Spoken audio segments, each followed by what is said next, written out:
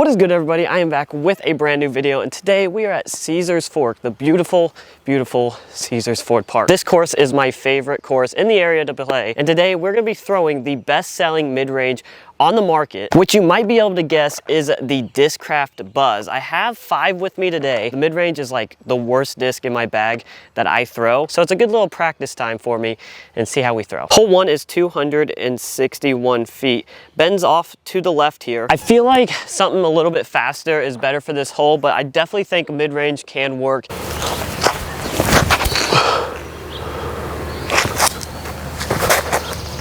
Yeah, that's a little bit short. I need to push it further. Try to push that one just a little bit straighter. Everything just kind of gets caught up in those tree branches, which is kind of why I like faster. It can kind of dive in there, and you can also play the skip a little bit better. 2 identical shots here that landed right next to each other. It's actually close. Short. It's kind of hilarious because I actually used to hate the Buzzz. Like, I did not think it was that great of a disc, especially when I started out playing disc golf. It was really just not the disc that I wanted to be throwing. Like, I just felt like it was a little bit too stable. And I always say that I think the Buzzz SS is like a better beginner-friendly disc than the actual Buzzz. I think the Buzzz SS is easier to throw, kind of flips up a little better, less understable. The Buzzz, you can find a really stable Buzzz, and as a beginner, I just couldn't really throw it. So honestly, if you are a Buzzz hater, I can honestly understand it. It might take you a little bit of time to get used to the Buzzz, or you might not ever like it. Like, I have a buddy that hated the Buzzz, and mainly because of feel, but then like a year later, now he's bagging a Buzzz. So make that make sense. It's because the flight is just so good. Hole 2 is a par 4 at 432 feet, way down there, dead straight. I actually always throw forehand flex through here and just get as far down the fairway as I possibly can. With the Buzzz, obviously, it's a much straighter approach. And honestly, if we can land something a little bit left side of the fairway, we're gonna be in good shape. Already lost the Buzzz somewhere. We found it. Oh. Kind of slipped off the pad, which I don't know how I'm slipping off a tee pad that is honestly one of the greatest tee pads that I've thrown on. There you go. A little straighter. Yeah, I love that. Finish a little left. What would you guys say is your favorite go-to mid-range in the bag right now? Obviously, mine's the Buzzz. What's your guys's? Is it the Hex? I know that's honestly gaining a lot of popularity, and I don't know if the popularity was already there or if it's just because Simon is now MVP. It's the Simon effect. Throwing mid here really isn't a horrible idea. You can get more left here though, you'd be absolutely money. If I throw a flex forehand, I could get up all the way into the center of that. Oh.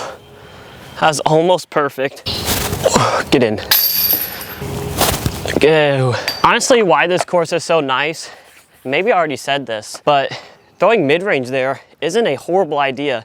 As long as you can control it, put it in the fairway, you don't need a ton of distance on this course, especially from the white tees. Now, when you get to gold, you probably need a little bit more distance, but the white tees, a lot of par 4s out here, and it's just placement golf. Put it 200-300 feet down in the fairway, and you're gonna have a chance for birdie if you can get up and down. Now, if there was one that's gonna be a little tougher to get with the mid-range, it's hole 3, because it's at 426 feet. Now, it's not too far, but you really have to get pretty far down the fairway in order to reach the gap that you have to kind of get into. So with a Buzzz, this is a full rip. It's better to be left than it is to be right. You're gonna be pinched off to the right. I think if that was a little bit higher. Let me try to throw one more that's maybe a little higher. Yeah, that's way better. Fade a little bit for me. How far can you guys throw a mid-range? I can't throw mine, but maybe 300 feet, 320 if I'm lucky. Just feel like my mid-range shot just kind of sucks. Along with my putter shots, they're about just as bad as the mid-range, probably a little worse to be honest. It really just blows my mind that people can throw a putter or a mid-range, you know, 400 feet, that's still really good, but 450 to 500, like, that's insane to me. I don't know how pros can do that. Try to throw zone in this gap kind of low. Threw it right at it, get through though. Ooh, got stuck up a little bit. Maybe jawbreaker. Too straight. Water directly behind the basket. Tournament, probably a layup. YouTube video, definitely running it. Go. Oh, that's trouble. You serious?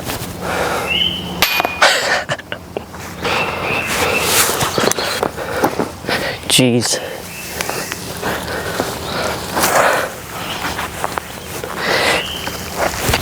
No putters left behind. There's tracks down here. You can tell people go down here a lot.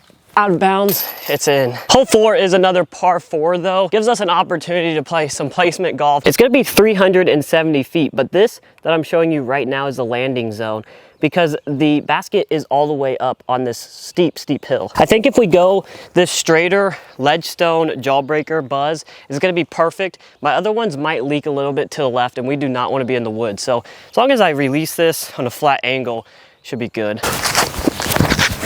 Oh my gosh, you pulled it. This is oftentimes what happens with my mids though, is the fact that I release them very, very low. See if I can get this one in the air.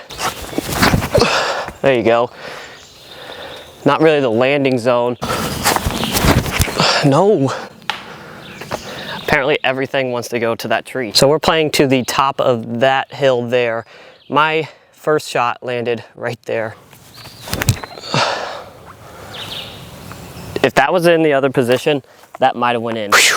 I forgot how much of a walk this was, especially with my camera, my bag. There we go. To Earth's luck. Let's go. Oh, hole 5, a par 3, 252 feet. You kind of want to just throw semi-hyzer on this hole, especially with something like a mid-range, and just let it glide over to the left, and you should be sitting pretty well. So what we did, now if that had the distance, it's really good. 2 birdies off my first shot drives. Hole 5 is gonna be a bomber at 459 feet. It is a par 4. I'm gonna throw a driver and I'm also gonna throw a Buzzz and see how they play. If we get par or birdie par or birdie. Let's do it. Of course, Buzzz of choice is my 5 claw. This is the one I bag. Nice, straight, and stable. Keep going, baby. Just keep going. Then I'm gonna go this lightweight nuke for my second shot. Kind of headwindy out there. If we can land a little bit to the left, it'll be a little easier up and down. Turn. To be honest, I did not throw that very far. So here's the basket we are going to, and here is my mid-range shot. Excuse me. That should be absolutely par. More placement golf out here. This is a wide open field. It's really no OB, so it's not scary to throw driver, so you might as well throw driver here. But some of those wooded holes, I could definitely see somebody just picking out a mid-range from whites. Here's where my drive landed, really not that much further than the mid. I really didn't get a hold of it. Oh no. That's just so funny. Buzzz absolutely parked. It gets the birdie. Driver's shot, which I threw zone as my up shot. Oh, wow. There you go. There you go. That's all you need on this course is a mid-range. All right, guys, that is where this video is going to end.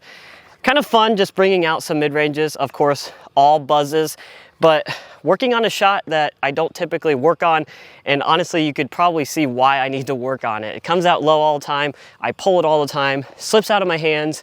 I just like that wider rim on a fairway or a driver. So definitely fun challenging myself. Make sure to hit that like and subscribe button, and I will see you on the next one.